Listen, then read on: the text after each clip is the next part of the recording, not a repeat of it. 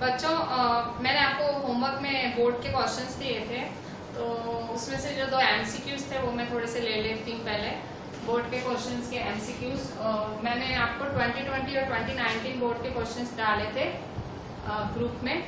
तो आप देख सकते हो 3 से 4 मार्क का ये जो हमने चैप्टर पूरा किया वो 3 से 4 मार्क का आता है, ठीक है। और इक्वेशंस आती हैं इस चैप्टर में से, और 1 मार्क के आते हैं। तो 1 मार्क देख लो। देखो 1 मार्क में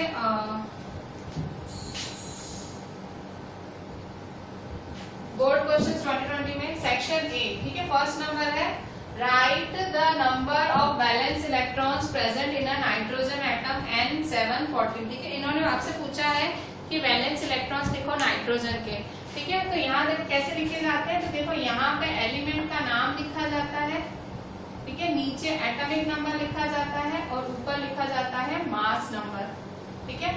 एलिमेंट का नाम यहाँ, एटॉमिक नंबर यहाँ, मास नंबर लिखा जाता है, ठीक है। तो एलिमेंट का नाम क्या है? नाइट्रोजन, और एटॉमिक नंबर 7, मास नंबर 14। तो आपसे नंबर ऑफ इलेक्ट्रॉन्स पूछ रहा है ना, तो नंबर ऑफ इलेक्ट्रॉन्स के लिए पहले आपको एटॉमिक नंबर पता होना चाहिए। तो एटॉमिक नंबर ऑफ नाइट्रोजन क्या है?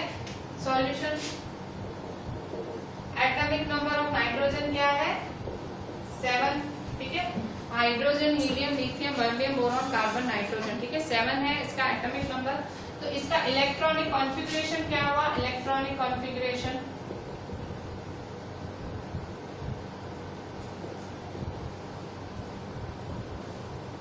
इलेक्ट्रॉन 2,5 हुआ, 2,5, ठीक है। टोटल 7 बनना चाहिए। हमारे फर्स्ट ऑर्बिट में 2 होते हैं, सेकंड ऑर्बिट में 8, फिर 8, इस तरह से होता है, ठीक है। ऑर्बिट्स इस तरह से ऑर्बिट बनते हैं ऐसे, ठीक है। जैसे ये नाइट्रोजन का ऑर्बिट बनाती है नाइट्रोजन, ठीक है, पहला ऑर्बिट, दूसरा ऑर्बिट, ठीक है। तो पहले ऑर्बिट में कितने इलेक्ट्रॉन्स हैं? 2, 1, 2। दूसरे ऑर्बिट में कितने हैं? 1, 2, 3, 4, 5, ठीक है। तो वैलेंस इलेक्ट्रॉन्स क्या होते हैं? ऑर्बिट जो उसका आउटर ऑर्बिट है, ठीक है, जो उसका बाहरी ऑर्बिट है उसके इलेक्ट्रॉन्स, ठीक है। Number of electrons in the outer most orbit. तो बाहर के ऑर्बिट में कितने इलेक्ट्रॉन्स हैं? 5। तो इसका आंसर क्या होगा? Number of valence electrons present in nitrogen atom is 5, ठीक है। तो भाई जो वैलेंस इलेक्ट्रॉन्स, तो वैलेंस इलेक्ट्रॉन्स के लिए आपको एटॉमिक नंबर पता होना चाहिए। तो इन्होंने एटॉमिक नंबर भी आपको ये दे दिया है। फिर आपको इलेक्ट्रॉनिक कॉन्फ़िगरेशन तो लिखनी आती है, ठीक है। इलेक्ट्रॉनिक कॉन्फ़िगरेशन के हिसाब से बाहर के ऑर्बिट में जितने इलेक्ट्रॉन्स है वो आपके नंबर ऑफ इलेक्ट्रॉन्स, ठीक है। Number of valence present in nitrogen atom is 5, ठीक है। अच्छा, नेक्स्ट देखें और क्वेश्चन नंबर 13 और 14। अच्छा, फिर ये असर्शन रीजनिंग वाले आपके जो बोर्ड में 13th 14th नंबर, मतलब फर्स्ट नंबर से चालू होते हैं आपके बोर्ड में, जो एमसीक्यूज टाइप हैं। एमसीक्यूज 1 मार्क, ब्लैंक, उसमें सब कुछ आता है वैसा, ठीक है। मैं आपको बताती हूँ कैसे आता है। देखो आपका जो फर्स्ट सेकंड है वो जैसे ऐसा, ये ऐसे क्वेश्चन आएगा फर्स्ट सेकंड, फिर आपका थर्ड और फिर आपका फोर्थ। थर्ड और फोर्थ आपका ऐसा स्टोरी आएगा, नहीं कॉम्प्रहेंशन नहीं होता इंग्लिश में, एक पैराग्राफ दे देंगे उसमें से आंसर करो। थर्ड फोर्थ वैसा आएगा। फिर 5th नंबर एमसीक्यू है, 6th number MCQ, 7th MCQ, 8th MCQ है, 9th एमसीक्यू है, 10th एमसीक्यू, 11th एमसीक्यू और 12th भी एमसीक्यू है। 13, 14 आपके असर्शन एंड रीजनिंग आएंगे, मतलब आपके 14 मार्क्स, ठीक है। असर्शन रीजनिंग आएंगे आपके 2 मार्क्स में, असर्शन रीजनिंग, ठीक है। असर्शन रीजनिंग आएंगे 2 मार्क्स में। 13 और 14 नंबर असर्शन एंड रीजनिंग वाले आते हैं, ठीक है। अच्छा, असर्शन रीजनिंग क्या होता है? ये भी एमसीक्यू में ही आ जाता है। इसमें क्या होता है? आपको है ना इस तरह से एक स्टेटमेंट दिया जाता है। असर्शन का मतलब ए, स्टेटमेंट। असर्शन को ए से बोला जाता है, वो स्टेटमेंट होता है। और रीजनिंग आर, रीजन होती है। ऊपर एक स्टेटमेंट दिया होता है और नीचे उसकी रीजन दी होती है, ठीक है। तो जैसे यहाँ क्वेश्चन 13 में दिया हुआ है assertion, following is a balanced chemical equation for the action of steam on iron. कह रहा है कि यहाँ हमने एक बैलेंस्ड केमिकल इक्वेशन लिखी है स्टीम की आयरन पे, ठीक है। स्टीम मतलब H2O है, आयरन है इक्वेशन लिखी है स्टीम की आयरन पे, ठीक है। तो स्टीम की आयरन पे केमिकल इक्वेशन लिखी है, तो यहाँ इसका फॉर्मूला ये पूरा इन्होंने बैलेंस इक्वेशन लिखा है, ठीक है, पूरा बैलेंस करके लिखा है। कह रहे हैं हमने स्टेटमेंट ए, असर्शन ए में हमने स्टेटमेंट लिखा है, नीचे उसका रीजन लिखा है। रीजन क्या लिखा है? The law of conservation of mass hold goods for a chemical equation.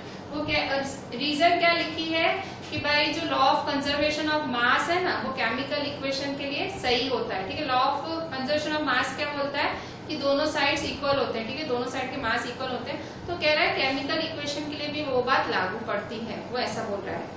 तो ये सही बात है ना। एक तो उसने पहले तो स्टेटमेंट सही लिखा है, इसने बिल्कुल सही इक्वेशन लिखी है और इक्वेशन को बैलेंस भी अच्छे से किया है, तो इसका स्टेटमेंट बिल्कुल सही है।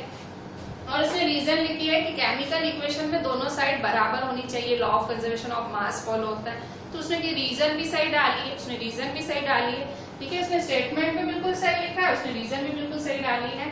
तो आप क्या बोल सकते हो कि भाई जो इसका रीजनिंग है वो बिल्कुल परफेक्ट है, असर्शन के मतलब असर्शन का ही रीजनिंग है, ठीक है। तो क्या लिखा है? A, both A and R are true and R is the correct explanation of assertion है। क्या बोल रहे हैं कि ए भी सच है, भाई ए भी सही लिखा है, उसकी रीजन भी सही लिखी है, और दोनों मतलब जो ये स्टेटमेंट है वो बिल्कुल मतलब जो रीजन है वो उसकी बिल्कुल सही रीजन है, जो स्टेटमेंट है बिल्कुल सही है, और नीचे उसकी रीजन भी बिल्कुल सही लिखी गई है, ठीक है। तो ऐसे चार ऑप्शंस होते हैं, both A and R are true and R is the correct explanation of A, both A and R are true but R is not. कभी ऐसे होता है दोनों स्टेटमेंट सही होते हैं, ऊपर ए भी बिल्कुल परफेक्ट होता है, आर भी बिल्कुल परफेक्ट होता है, पर आर उसका रीजन नहीं होता है, आर उसका रीजन होता ही नहीं है, ठीक है। पर इस केस में ऐसा नहीं है, इस केस में स्टेटमेंट सही है, रीजन भी सही है, और आर इसी का ही रीजन है, ए का ही रीजन है। असर्शन मतलब स्टेटमेंट और रीजन मतलब रीजनिंग, ठीक है, मतलब भाई कारण, ठीक है। असर्शन का मतलब स्टेटमेंट। तो ये जो कारण है ये इसी स्टेटमेंट का कारण है और बिल्कुल सही कारण है, स्टेटमेंट भी सही है और उसका कारण भी सही है, ठीक है। तो ये इस तरह से आपके असर्शन और रीजनिंग इस तरह से आपकी सही है, तो आप ए को टिक करोगे, ठीक है। Both A and R are true and R is the correct explanation of assertion है। ये आपके 2 मार्क्स के आते हैं, ठीक है। 2 मार्क्स में आपको असर्शन एंड रीजनिंग वाले आते हैं, ऐसा ही आएगा। आप स्टेटमेंट पढ़ोगे, रीजन पढ़ोगे, आपको लगे कई बार ऐसे होता है, जैसे इसमें ऐसे लिखा है A is true but R is false. A true होता है, ए स्टेटमेंट ट्रू होता है, आर मतलब रीजन ही फॉल्स होती है, ऐसी रीजन कोई होती नहीं है वैसा।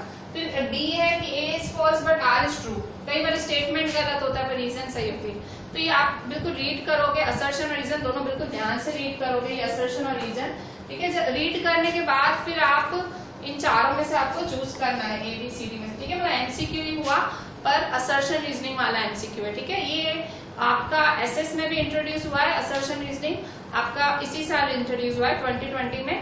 पहले वैसे प्लेन एमसीक्यूज आते थे, पर अभी लास्ट ईयर से ऐसा असर्शन रीजनिंग इंट्रोड्यूस हुआ है, क्योंकि ये जो आगे हायर लेवल के एग्जाम्स होते हैं नीट वगैरह, इसमें ऐसे बहुत आते हैं, असर्शन रीजनिंग वाले बहुत आते हैं। तो इसलिए ताकि आप 10th, अभी 10th मतलब छोटा लेवल हो कंपेयर टू 12th और नीट, भले आपके लिए इम्पोर्टेंट है, बहुत इंपॉर्टेंट लेवल है, बोर्ड है, फर्स्ट बोर्ड है, बहुत मतलब आपके लिए बहुत इंपॉर्टेंट है। हाँ इम्पोर्टेंट है, इम्पोर्टेंट लेवल है, पर आप आगे जो और हायर लेवल है, 12th हुआ, नीट हुआ, तो इसमें इसके असर्शन रीजनिंग के क्वेश्चंस आते हैं। तो जो 10th वाले उनको अभी से प्रैक्टिस मिले, ठीक है, ऐसे क्वेश्चंस करने की आदत पड़े, इसलिए अभी इंट्रोड्यूस किया इस साल बोर्ड में, ठीक है। तो ये आपका दूसरा साल होगा असर्शन रीजनिंग के साथ।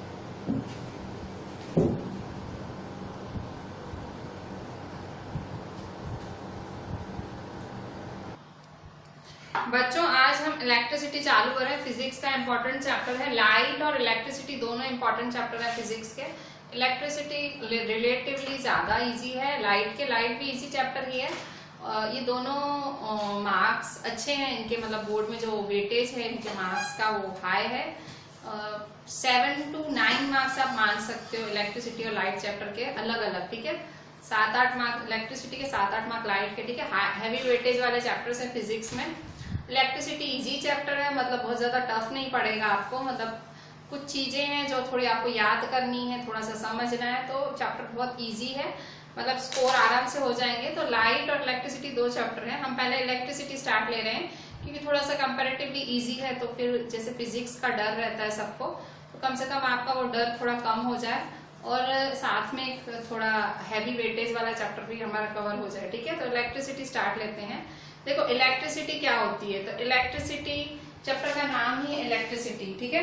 तो इलेक्ट्रिसिटी आपको पता है हमारे, आप एनसीईआरटी की टेक्स्ट बुक लेके बैठना, मैं ये बिल्कुल एनसीईआरटी में से ही कवर करूंगी, मतलब क्योंकि ये चैप्टर मैं फर्स्ट टाइम चला रही हूँ आपके साथ, मैंने पहले नहीं चलाया है। एनसीईआरटी साथ में रखना, पेज नंबर 199 है, ठीक है। पॉज करके आपकी एनसीईआरटी टेक्स्ट बुक ना ली है वो निकाल लो, 199 पेज है, 199 पेज एनसीईआरटी का, और आप निकालेंगे एक आपकी नोटबुक और पेन, ठीक है। इसके बाद ही आप ये लेक्चर सुनेंगे और जो जो पॉइंट्स आती हैं वो लिखते जाएंगे, ठीक है। देखिए इलेक्ट्रिसिटी क्या है, इलेक्ट्रिसिटी अभी फिलहाल लिखना कुछ भी नहीं है, आप लिखोगे उतना ही जो मैं बोर्ड पे लिखूंगी, ठीक है।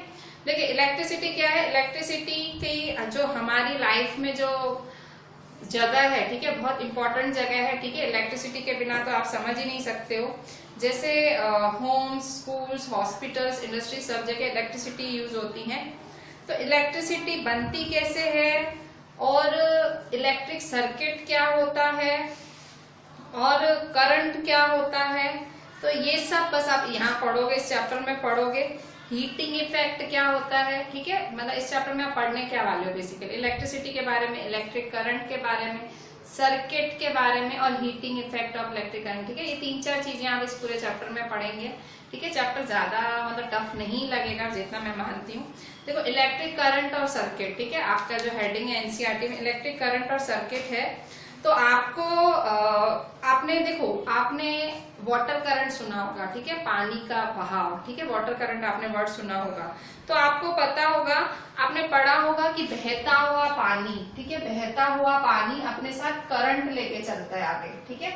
आप पढ़ते हो ना वाटर करंट, ठीक है, एक चार्ज होता है पानी, जो पानी बहता है, बहते हुए पानी में भी एक चार्ज होता है, ठीक, करंट होता है। Flowing water constitute water current in rivers. तो उसी तरह से जो कंडक्टर होते हैं, ठीक है, कंडक्टर, आपने कंडक्टर पढ़ा होगा कि जिससे इलेक्ट्रिसिटी पास होती है, ठीक है। तो कंडक्टर में जो फ्लो ऑफ चार्जेस होते हैं, जो ये चार्जेस होते हैं, ठीक है, इनमें कंडक्टर्स में क्या फ्लो होते हैं, चार्जेस, ठीक है। तो फ्लो ऑफ चार्जेस आपकी एनसीईआरटी में देखें तो देखो, similarly the if the electric charge flows through conductor, for example through metallic wire, we say that there is an electric current in the conductor, ठीक है। तो जब भी कोई चार्ज फ्लो होता है आपके कंडक्टर में, तो आप क्या बोलोगे, चार्ज फ्लो हुआ कंडक्टर में, तो आप कहोगे कि इसमें इलेक्ट्रिक करंट है, ठीक है। मतलब किसी भी कंडक्टर में चार्ज फ्लो होता है, अगर वो चार्ज उसके अंदर से पास हो रहा है, फ्लो हो रहा है, तो आप कहोगे कि इसमें इलेक्ट्रिक करंट प्रेजेंट है, ठीक है। तो जैसे कि मैं आपको एग्जांपल दूं, जैसे एक टॉर्च है, तो आपको पता है टॉर्च के अंदर जो बैटरी होती है या जो सेल होते हैं वो उसको करंट प्रोवाइड करते हैं, ठीक है, या उसके अंदर से फ्लो ऑफ चार्जेस में मदद करते हैं, उसको करंट देते हैं, फ्लो ऑफ चार्जेस में मदद करते हैं। बट आपने देखा होगा टॉर्च तभी जलेगी जब आप उसका स्विच ऑन करोगे, ठीक है। टॉर्च कब जलेगी, जब आप उसका स्विच ऑन करोगे। पर अगर आपने स्विच ऑफ कर दिया तो वो करंट नहीं फ्लो होगा, वो बल्ब नहीं जलेगा, मतलब वो आपने स्विच ऑन किया तो करंट फ्लो हुआ, ठीक है। जो चार्ज है वो फ्लो हुआ और वो करंट प्रोड्यूस हुआ, ठीक है। तो अभी आपने एक चीज सुनी, आपने मतलब जो मैंने अभी टॉर्च का एग्जांपल दिया, रिवर का एग्जांपल दिया, तो उसमें एक चीज है इलेक्ट्रिक करंट, ठीक है। तो आपका सबसे पहला डेफिनेशन इस चैप्टर का है डिफाइन इलेक्ट्रिक करंट, ठीक है। डिफाइन इलेक्ट्रिक करंट सबसे पहला डेफिनेशन, ठीक है। हम साथ साथ में हम एनसीईआरटी कवर करेंगे, हम जैसे क्लास में करते ही हैं, हम साथ साथ में एनसीईआरटी कवर करते करते हम टेक्स्ट में से इंपॉर्टेंट क्वेश्चंस भी निकालते जाएंगे, ठीक है। डिफाइन इलेक्ट्रिक करंट, ठीक है। इलेक्ट्रिक करंट क्या है, ठीक है, इसकी डेफिनेशन आपकी एनसीईआरटी में है, डेफिनेशन आपकी एनसीईआरटी में है। एनसीईआरटी में आपका जो इलेक्ट्रिसिटी चैप्टर स्टार्ट हुआ है, इलेक्ट्रिसिटी चैप्टर स्टार्ट हुआ है, उसका लास्ट पैराग्राफ में फर्स्ट लाइन, लास्ट पैराग्राफ में first line, electric current is expressed by the amount of charge flowing through a particular area in unit time. ठीक है, amount of charge flowing through a particular area in unit time. Electric current की definition क्या लिखोगे आप? यहां से यहां तक लिख लो, आंसर आप लिख ले, मैंने टिक करा दिया, आंसर लिख दें, पॉज करके आंसर लिख दें। क्या है फिर से?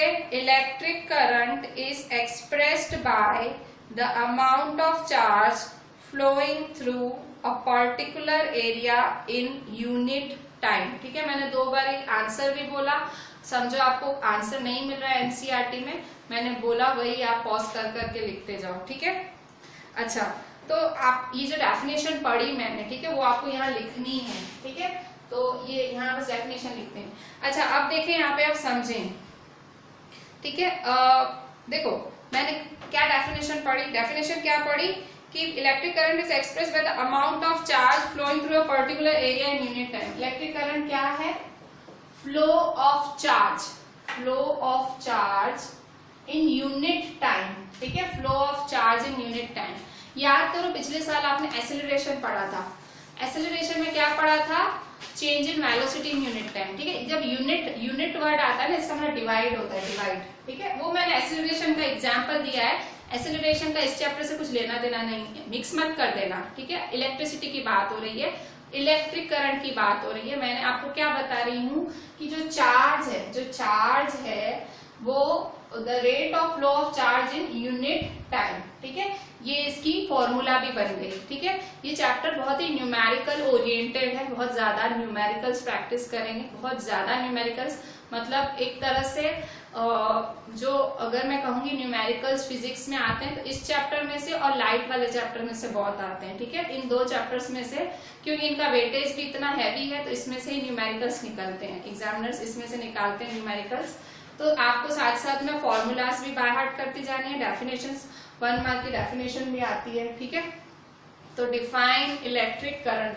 तो इलेक्ट्रिक करंट क्या है? Rate of flow of charge in unit time. ठीक है, rate of flow of charge in unit time is called electric current. ठीक है, जो चार्जेस फ्लो होते हैं कंडक्टर में, उस पर वो फ्लो तो होते हैं पर कितने टाइम में, वो भी कितने टाइम में, वो भी उसको आपको मेजर करना, उसे हम इलेक्ट्रिक करंट कहते हैं। ठीक है, आगे देखें आपकी एनसीईआरटी में ही, in circuits using metallic wires electron constitute the flow of charges. ठीक है, जो मेटेलिक वायर्स वगैरह होती हैं तो जो इलेक्ट्रॉन्स होते हैं उसके अंदर, उससे चार्ज फ्लो होते हैं।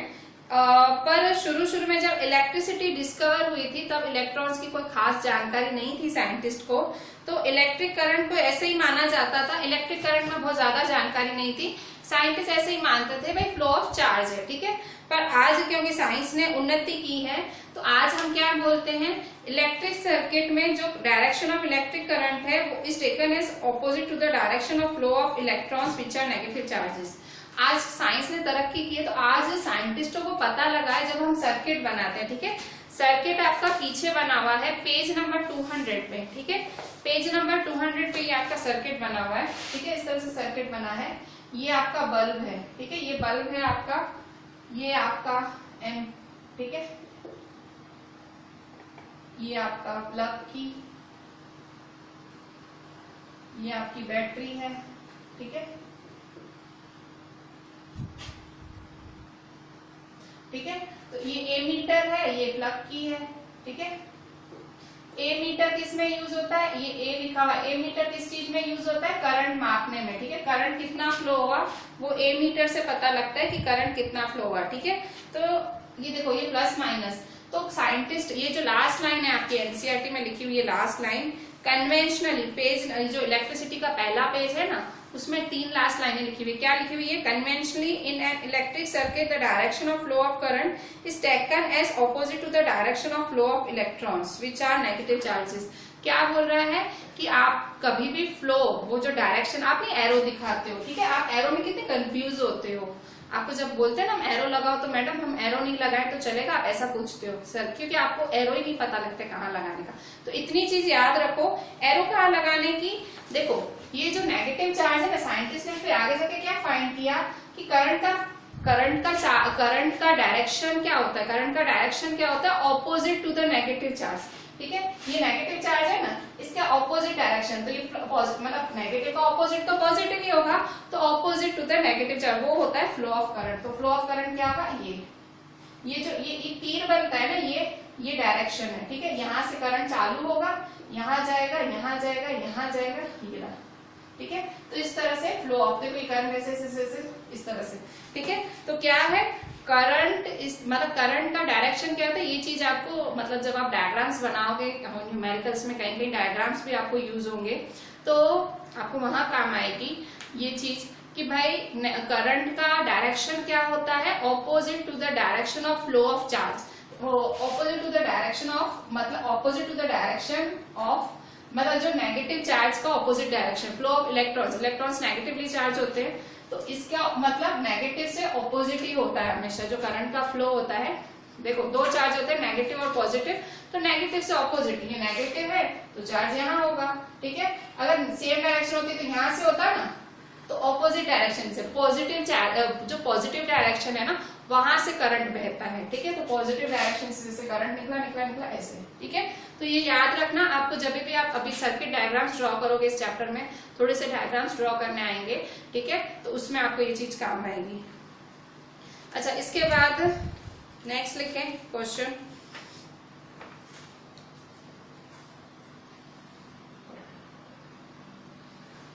नेक्स्ट लिखें,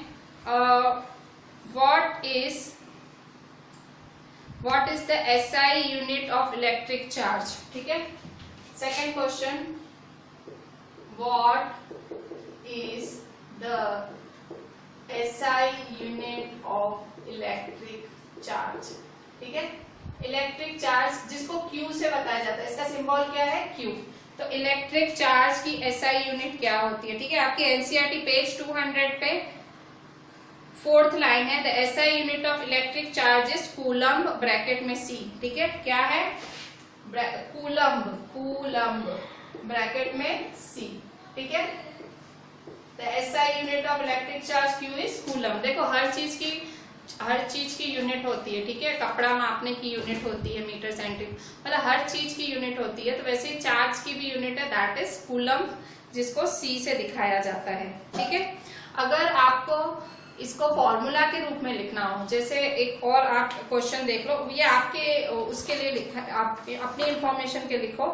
देखो आपने यहाँ जैसे डिफाइन इलेक्ट्रिक करंट किया ना, डिफाइन इलेक्ट्रिक करंट लिखा, तो यहाँ अपनी नॉलेज के लिए I is equal to Q upon T लिख देना, ठीक है। ये आपको आगे फॉर्मूलाज में काम आएगा, ठीक है।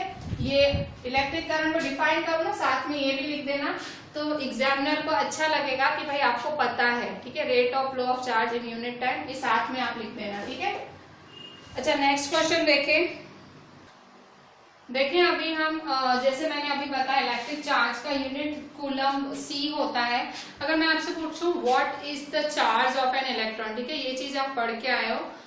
अगर मैं आपसे पूछती हूँ what is the charge of an electron, ठीक है।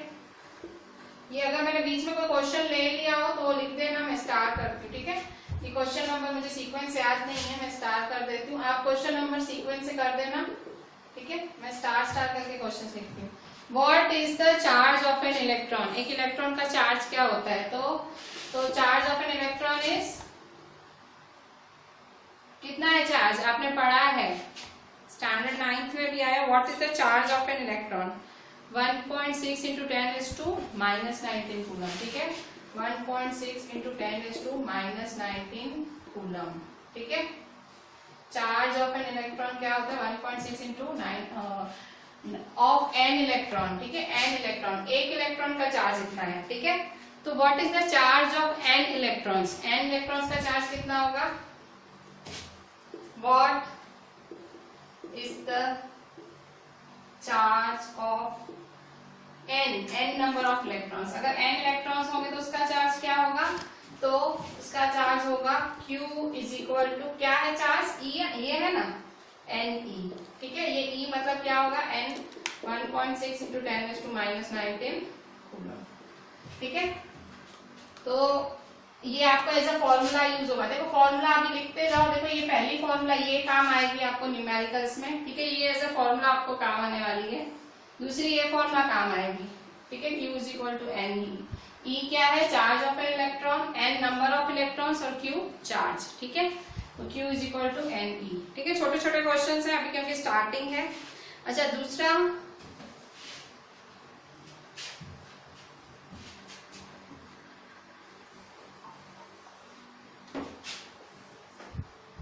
what is the unit of electric current?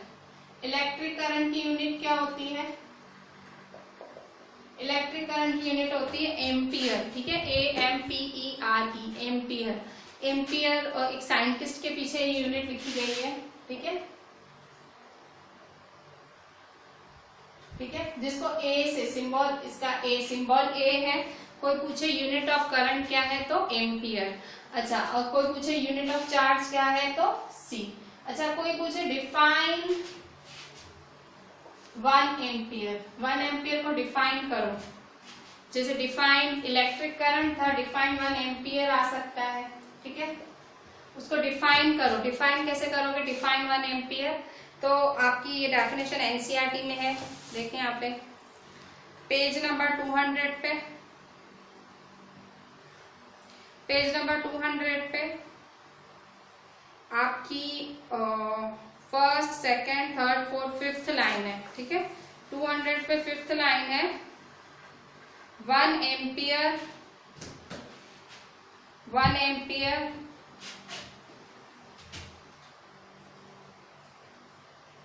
1 ampere is constituted, constituted मतलब कंटेन्ड, भाई कंस्टिट्यूटेड मतलब contained, constituted by the flow of 1 coulomb of charge पर सेकेंड, ठीक है। क्या है, 1 एम्पियर इज कंस्टिट्यूटेड बाय या कैलकुलेटेड, ठीक है, अगर आपको ये कंस्टिट्यूटेड वर्ड डिफिकल्ट लगता है तो हटा दो, ठीक है, ठीक है, ये डिफिकल्ट लगता है तो हटा दो। 1 ampere is the flow of 1 coulomb of charge पर सेकेंड, ठीक है, 1 ampere is the flow of 1 coulomb of charge. देखो कैसे, देखो आई का फॉर्मूला क्या था, Q/T, ठीक है, SI यूनिट ऑफ Q क्या है 1 coulomb, SI unit of T क्या है 1 सेकेंड, टाइम की SI यूनिट क्या है सेकेंड होती है ना, टाइम तो सेकेंड में मापते हो ना, तो Q की 1 कूलम, Q क्या है कूलम, C है, Q है कूलम, और I क्या है, I है आपका करंट, तो करंट का यूनिट है एम्पियर, 1 एम्पियर, ठीक है। तो क्या कैसे फॉर्मूला, इसका डेफिनेशन क्या बनी, 1 ampere is the flow of 1 coulomb of charge, flow of 1 coulomb of charge पर का मतलब डिवीजन होता है, रेट RATE रेट, PER पर, इन सब चीजों का मतलब डिवीजन होता है, ठीक है। अगर आपने ये फॉर्मूला याद नहीं किया तो आप इसकी फॉर्मूला आप मतलब ये अगर आपको डेफिनेशन याद नहीं होती है, समझो भाई ये 1 कूलम 1 एम्पियर याद नहीं होती है आपको डेफिनेशन, तो उसकी फॉर्मूला से भी याद कर सकते हो। कैसे, I is equal to Q/T है, तो the flow of 1 coulomb of charge in 1 second, ठीक है, 1 coulomb of charge in 1 second is called 1 ampere, ठीक है। तो सिंपल, कोई इलेक्ट्रिक करंट की डेफिनेशन पूछे तो flow of 1 coulomb of charge in 1 second, ठीक है, तो ये इसकी फॉर्मूला हुई, ठीक है। तो देखो आपने मतलब करंट पढ़ा, चार्ज पढ़ा, ये इसमें देखो 2 फॉर्मूलास आ गई आपके पास, ये एक फॉर्मूला आई और दूसरी फॉर्मूला ये आई, ठीक है, और ये आपको फॉर्मूला यूज होगी आगे जाके। इसके बाद एक क्वेश्चन लिखें,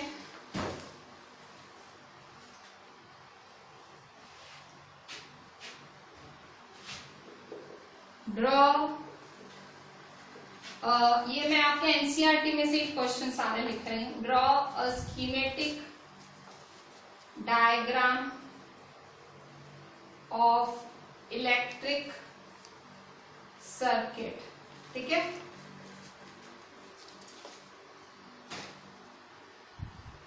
draw a schematic diagram of electric circuit. Electric circuit का डायग्राम बनाओ, ठीक है। इलेक्ट्रिक सर्किट का डायग्राम कैसे बनाएंगे? पेज 200 पे है, पेज 200 पे फिगर 12.1 ये जो मैंने बनाई है ना, यही फिगर बनानी है, ठीक है। मतलब एक इलेक्ट्रिक सर्किट का परफेक्ट डायग्राम बनाओ। तो एक इलेक्ट्रिक सर्किट में क्या क्या होता है? एक इलेक्ट्रिक सर्किट में आपके पास होता है बैटरी होती है, इसके बाद इलेक्ट्रिक बल्ब, एमीटर, प्लग की, ठीक है, ये सब होता है आपके पास, ठीक है। ये एमीटर है जो करंट मापने के काम आता है, और ये प्लग की है, ठीक है। प्लग की बंद करोगे आप, प्लग की अंदर भिड़ा दोगे तो करंट फ्लो नहीं होगा, खोलोगे तो करंट फ्लो होगा, ठीक है। फिर ये बैटरी है, बैटरी से तो करंट फ्लो होता है। ये बल्ब है, करंट फ्लो हुआ कि नहीं हो, बल्ब पे इफेक्ट दिखेगा, चालू होगा तो भाई हुआ है, नहीं हुआ तो नहीं हुआ, ऐसे। और direction of flow of current क्या होता है? Opposite to negative. नेगेटिव यहाँ है तो यहाँ से करंट फ्लो होगा, बाय चांस नेगेटिव यहाँ होता तो करंट यहाँ से पास होता, ऐसे पास होता, ठीक है। तो क्वेश्चन है draw a schematic diagram of electric circuit. Schematic मतलब परफेक्ट डायग्राम बनाओ इलेक्ट्रिक सर्किट का। पेज 200 पे आपका फिगर है 12.1, वो वाला फिगर बनाना है आपको, ठीक है। अच्छा, तो ये मतलब हमने, आप ऐसा सोच सकते हो, हमने इंट्रोडक्शन कवर किया चैप्टर का, कुछ कुछ डेफिनेशन से आ सकती है तो 1 मार्क में आ सकती है, ठीक है। सब कुछ डेफिनेशन जैसा था। आपको परफेक्टली एक एक चीज लिखनी है। नोट्स आप मेंटेन नहीं करोगे, मैं लिटरली ग्रुप से निकाल दूंगी, ठीक है। हम लिटरली ग्रुप से बच्चे निकाल रहे हैं जो हमें सीरियसली नहीं ले रहे हैं, क्योंकि ये जो हम कर रहे हैं ये चीज बहुत मेहनत ले रही है हमसे, और सामने अगर आप व्हाट्सएप भेजते हो वही प्रूफ है कि आप देखते हो, ठीक है। आप हमको काम नहीं भेज रहे हो मतलब आप नहीं देखते हो, ठीक है। हम लिटरली फर्स्ट एड नजदीक हम बच्चे निकाल रहे हैं, ठीक है, क्योंकि आप हमारी मेहनत को आप इज्जत नहीं दे रहे हो। इतनी मेहनत लगा के एक वीडियो बनता है और हमें वो नहीं मिल रहा है, ठीक है।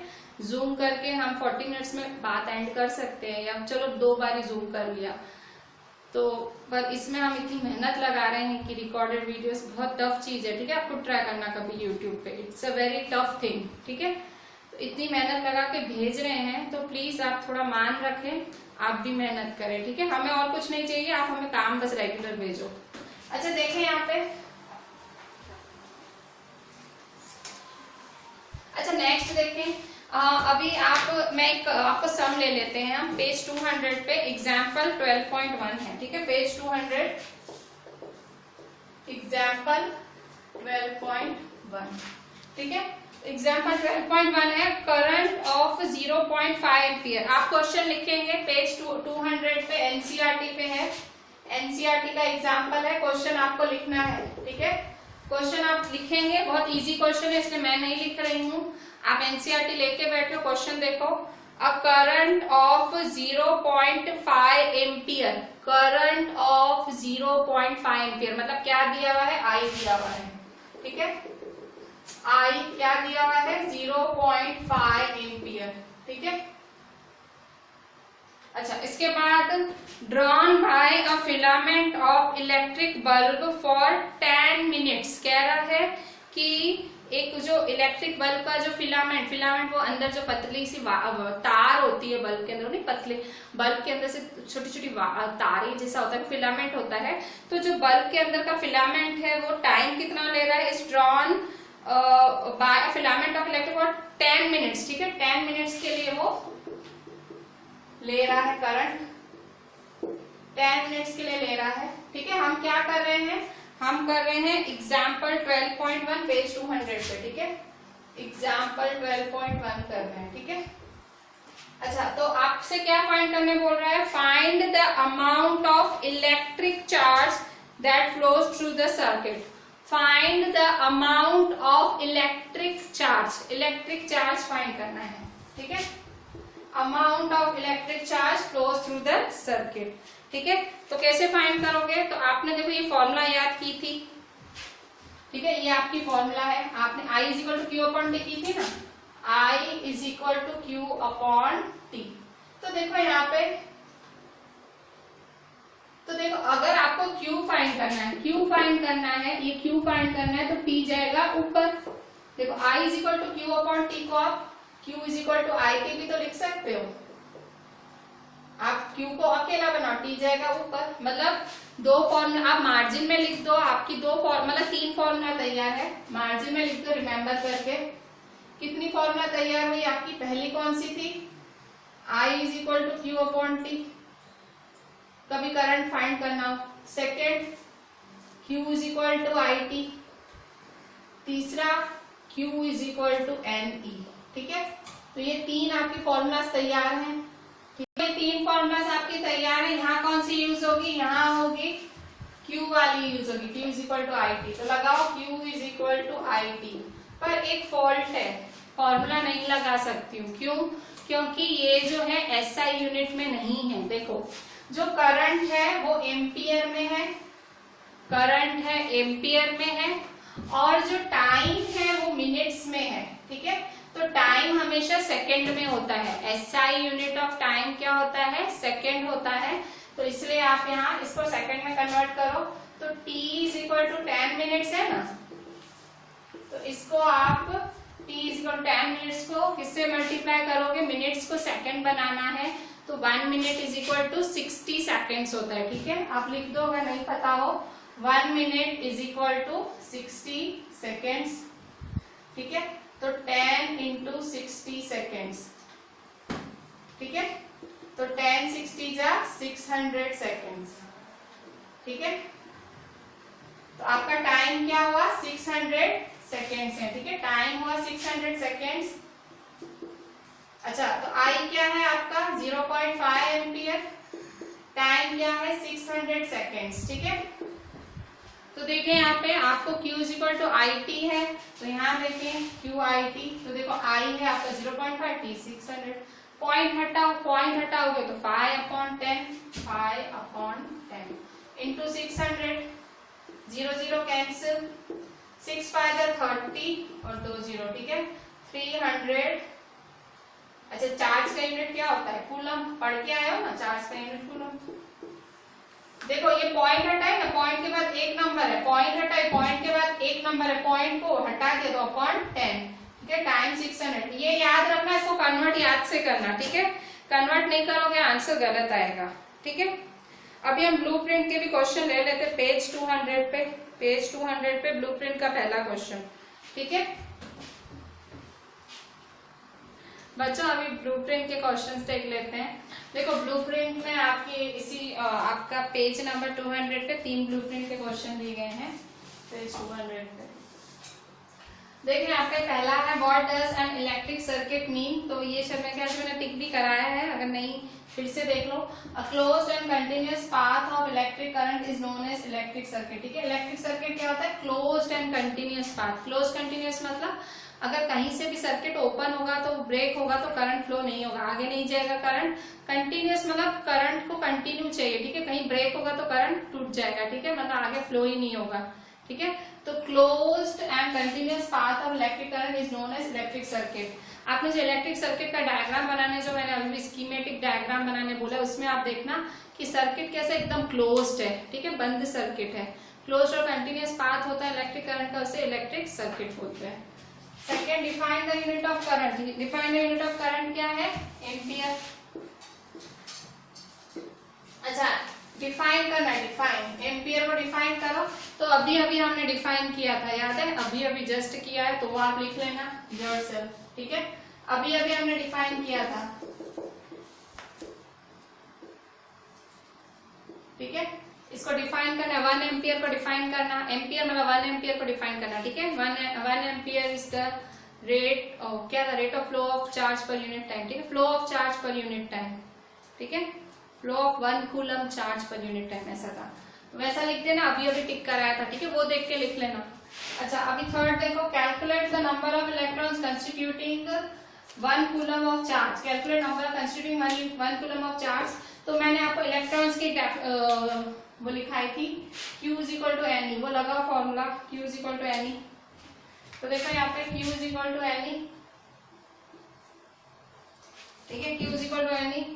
Calculate the number of constituting 1 coulomb of charge. तो देखो 1 कूलम ऑफ चार्ज, चार्ज कितना है? 1 कूलम है। ठीक है, ये चार्ज कितना है? 1 कूलम है। ये और n फाइंड करना है, नंबर ऑफ इलेक्ट्रॉन्स होगा n फाइंड करने हैं। और इलेक्ट्रॉन का चार्ज क्या होता है? 1 electron is equal to 1.6 into 10⁻⁻⁹ ठीक है, 1.6 इंटू 10⁻⁻⁹ ठीक है। क्या बोल रहे नंबर ऑफ इलेक्ट्रॉन्स फाइंड करो, तो n फाइंड करना है आपको। तो calculate number of constituting 1 coulomb of charge. Charge कितना है 1, चार्ज 1 है, ठीक है। n की जगह e के 1.6 into 10⁻⁻19, ठीक है। तो देयरफॉर 1 upon 1.6 into 10⁻⁻19, ठीक है, इज इक्वल टू n, ठीक है। तो therefore n is equal to 1 upon 1.6 into 10⁻⁻19। अच्छा आप क्या करेंगे, तो देखिए यहाँ पे आप पॉइंट हटाएं 10/16, ठीक है। यहाँ क्या किया, पॉइंट हटाया। देखो पॉइंट हटाते हैं ना, पॉइंट हटाते हैं तो पॉइंट को हटाने पे 10 लग जाता है अपॉन में, ठीक है। अगर ऊपर होता है ना, जैसे 2.1 ऊपर था तो 21/10। अगर नीचे है पॉइंट, हटाने में ऊपर 10 लगेगा। नीचे पॉइंट हटाया तो ऊपर 10 लगेगा, ऊपर पॉइंट हटाया तो नीचे 10 लगेगा, ठीक है। तो यहां से अगर पॉइंट हटाया तो ऊपर लगेगा, ठीक है, 10/16, ठीक है। तो देखिए हम पॉइंट हटाने पे अपॉन में 10 लगेगा, ठीक है। पॉइंट हटाया अपॉन में 10। अच्छा आप कट शॉर्ट करें, कट शॉर्ट कैसे करेंगे, तो 2 8 जा 16, 2 5 जा 10। अच्छा ये तो रहने दे, कट शॉर्ट ना करें, इसको कट शॉर्ट नहीं करते, ठीक है, किसी और तरह से ट्राई करते हैं। देखिए यहाँ पे 10 है 16 है, ज्यादा इजी वे में बता रही हूँ कैसे ट्राई कर सकते हैं। देखो 10/16 है ना, तो 10/16 और यहाँ 1 देखो 10⁻⁻19 है ना, 10⁻⁻19, तो 10⁻⁻19 क्या होता है 10⁻18 और 10⁻1। मैं यहाँ लिखती हूँ, ठीक है, यहाँ नहीं, यहाँ लिख लेती हूँ। देखो 10/16 है ना, मल्टीप्लाई 1 अपॉन 10⁻⁻19 है। 10⁻⁻19 को कैसे लिख सकते हो, 10⁻⁻18 और 10⁻1 लिख सकते हो। 10⁻18 और क्या लिख सकते हो 10⁻1, ठीक है। 10⁻18 और 10⁻1 लिख सकते हो, ठीक है। तो यहाँ देखो 10⁻1 है, उधर ऊपर जाएगा तो 10⁻1 हो जाएगा, ठीक है। 10 into 1 into 10⁻1 ऊपर जाएगा तो 10⁻1, ठीक है, अपॉन 16 into 10⁻18, ठीक है। तो यहाँ देखो 10 अपॉन 16 into 10⁻18, ठीक है। देखो 10/16 10⁻18 10⁻1, तो 10⁻1 उधर ऊपर जाएगा तो क्या हो जाएगा 10⁻1 हो जाएगा। तो देखो 10⁻1 हो गया, साइन चेंज होती है, आपने पढ़ा होगा ना, लॉ ऑफ एक्सपोनेंट्स में नहीं पढ़ा था, मैथ्स में क्या पढ़ा था, यहाँ पे भी मैथ्स आ गई, ठीक है। फिजिक्स में मतलब फिजिक्स और मैथ्स थोड़े सगी, मतलब थोड़ी दूर की बहनें हैं, ठीक है, दूर से थोड़ा रिश्ता तो है, मतलब आप जैसे थोड़ा सा तो कनेक्शन रहता ही है। देखो अब यहाँ पे 1/10⁻1 है, ऊपर आएगा तो क्या हो जाएगा 10 हो जाएगा ना, तो यहाँ अगर 10⁻1 था, ऊपर आएगा तो 10 हुआ, ठीक है। अच्छा अब यहाँ देखिए 10 10 का क्या हुआ 100, ठीक है, 10 10 जा 100 अपॉन 16 इंटू 10⁻18। तो 16 और 100 को कट शॉर्ट करें, 16 और 100 को, 16 और 100 16, ठीक है, 5 6 जा 30, 5 जा 5 6 7 8, ठीक है, 16 5 जा, फिर 16 6 जा क्या होता है 96, 16 6 जा 96, 4 बचा 0.0, 16 2 जा 32, 8 फिर 0, 16 5 जा 80, ठीक है। तो क्या आया आंसर 100/16 का आंसर क्या आया 6.25, ठीक है, 6.25। 100/16 का आंसर क्या है 100/16 6.25 अपॉन 10⁻18, ठीक है, 10⁻18 10⁻18 ऊपर जाएगा तो क्या हो जाएगा 10⁻18, 6.25 इंटू 10⁻18, ठीक है। तो ये आपके n फाइंड हुआ, ठीक है, n नंबर ऑफ इलेक्ट्रॉन्स, ठीक है, कितने इलेक्ट्रॉन्स होते हैं। ये अच्छा क्वेश्चन है, ये 1 मार्क में अच्छा क्वेश्चन है, 1 मार्क में इसको एक्सपेक्ट कर सकते हो। समझाया डिटेल में तो शायद लंबा लगा होगा, पर इतना लंबा है नहीं, सिंपल सी चीज है। Q is equal to N E formula लगानी है, 1 पूछ रहे, देखो क्वेश्चन में नंबर मतलब n फाइंड करना है, फिर कंस्टिट्यूटिंग 1 है 1, तो Q की जगह 1 लिखा, फिर इलेक्ट्रॉन का अभी इलेक्ट्रॉन का चार्ज पढ़ के आया, इलेक्ट्रॉन क्या होता है 1.6 × 10⁻⁻19 कूलम, ठीक है 1.6 × 10⁻⁻19 कूलम, ये नीचे जाएगा, ठीक है 1/, ठीक है। अब क्या होगा 1/1.16 है, तो ये पॉइंट हटाया तो अपॉन में 10 ऊपर आ गया, ठीक है 10/16 हो गया, ठीक है। तो यहाँ क्या किया -19 को -18 और -1 लिखा, लिख सकती हूँ ना 10⁻⁻19 को 10⁻18 10⁻1 लिख सकती हूँ। ये आपने पढ़ा था, ये भी लॉ ऑफ एक्सपोनेंट में ही आया था, ठीक है 10⁻m + n = 10⁻m × 10⁻m, तो वही हुआ ना, दोनों का 10⁻8। तो ये आपने ऐसे लिखा, -1 ऊपर गया तो 10 10 10 जा 100, तो 100/16 × 10⁻18 100/16 ये रख किया तो 6.25, तो 6.25 × 10⁻18 इलेक्ट्रॉन्स। अब ये याद रख लो, नंबर ऑफ इलेक्ट्रॉन 6.25 × 10⁻18, अगर याद रहेगा 1 मार्क में डायरेक्ट आंसर लिखते हो चलेगा। इसमें तो कैलकुलेट करने बोला है, कभी ऐसे ही आता है कि what are the number of electrons, what are the number of electrons in 1 coulomb of charge, सीधा सीधा ऐसे आ जाता है। तो नंबर ऑफ इलेक्ट्रॉन्स क्या लिख दो 6.25 × 10⁸, ठीक है 6.25 × 10⁸18 इलेक्ट्रॉन्स, ठीक है सीधा सीधा। ये अच्छा क्वेश्चन है, ये इंपॉर्टेंट है, 1 मार्क के लिए इंपॉर्टेंट क्वेश्चन है, ठीक है बच्चों। अब एक न्यूमेरिकल देख लो, हमने जो अभी टॉपिक सीखा उसका। अ करंट ऑफ 150 एम्पियर,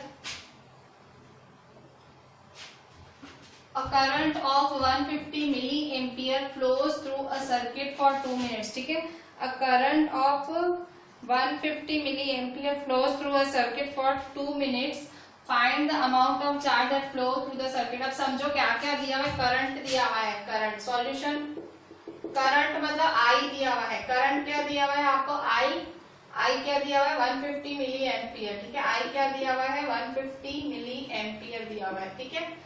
और टाइम क्या दिया हुआ है आपको, टाइम 2 मिनट्स दिया हुआ है, ठीक है टाइम 2 मिनट्स दिया हुआ है।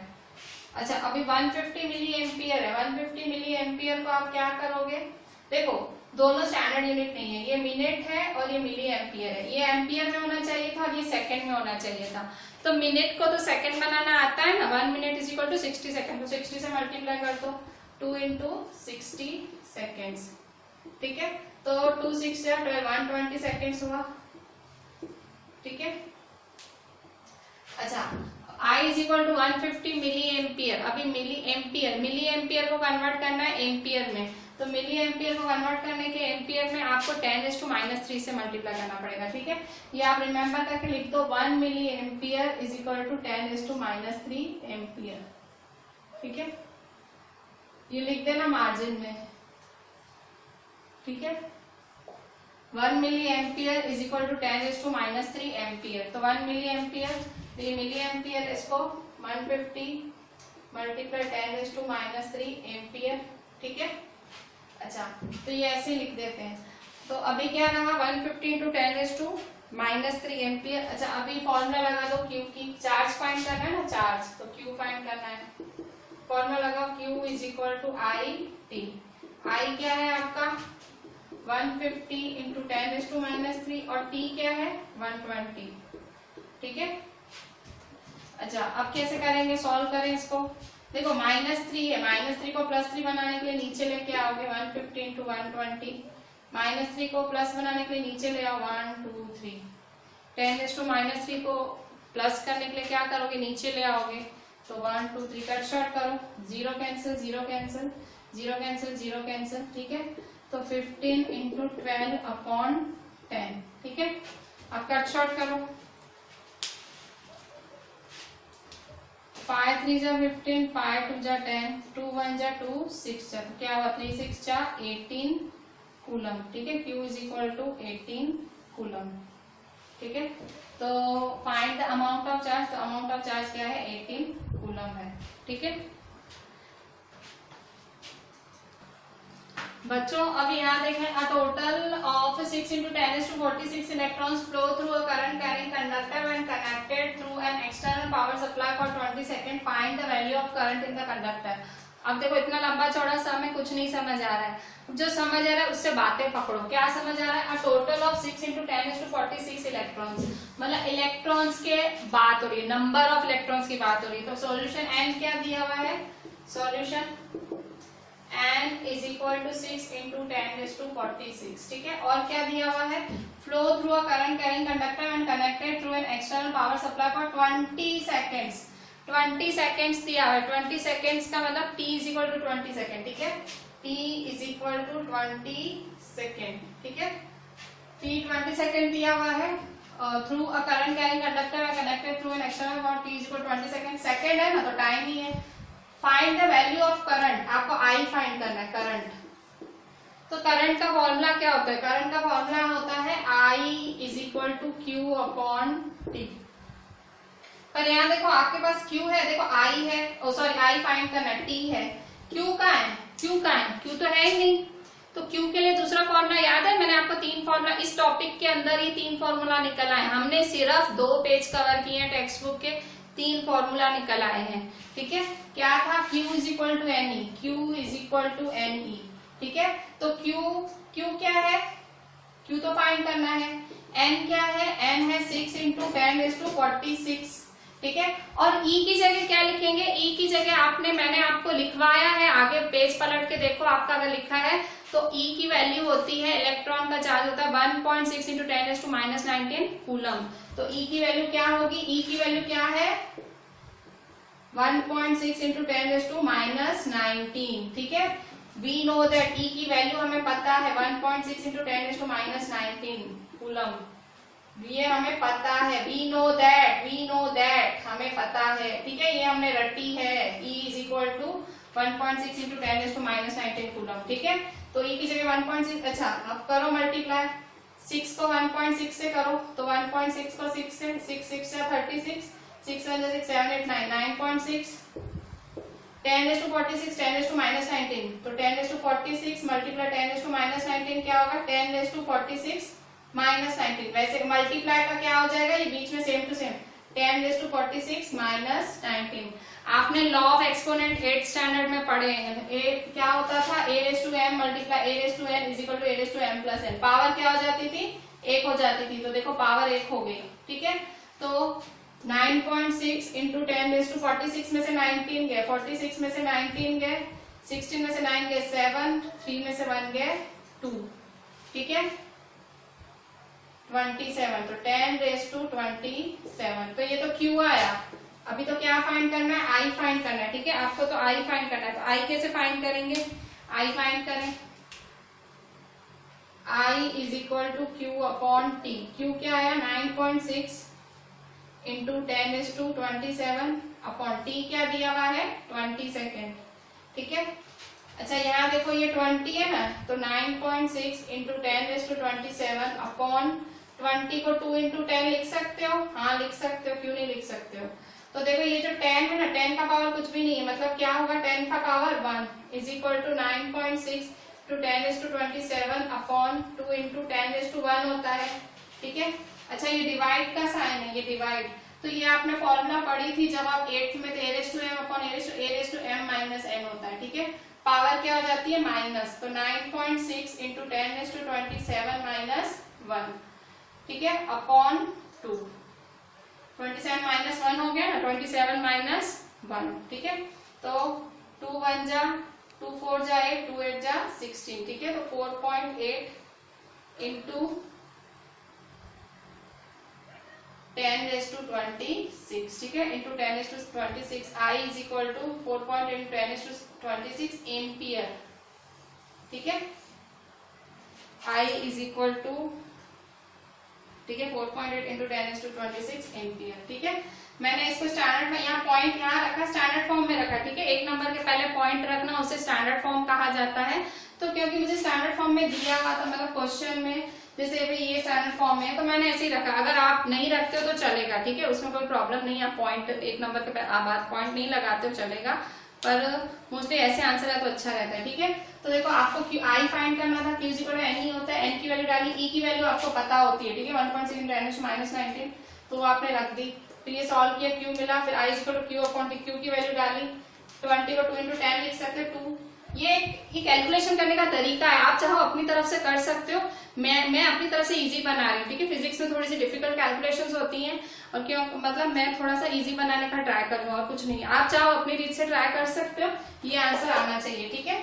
ये आंसर आता है तो बढ़िया बात है, नहीं आता है तो फिर ये मेथड ही देख लेना, ठीक है।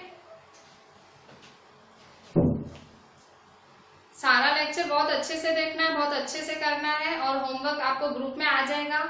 और आज आपको डायग्राम का होमवर्क ये है, ये हार्ट बनाना है आपको 2 टाइम्स बनाना है। अच्छे से लेबलिंग अच्छे से होनी चाहिए, बनना अच्छे से चाहिए। पेज नंबर है 106, ठीक है। 106 पे ये हार्ट है, 2 टाइम्स बनाना है।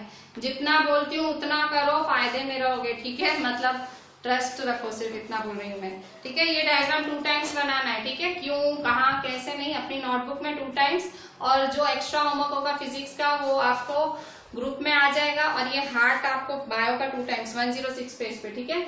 और ये सारा अच्छे से लिखेंगे, सारी अच्छे से नोटबुक मेंटेन करेंगे, ठीक है। Thank you.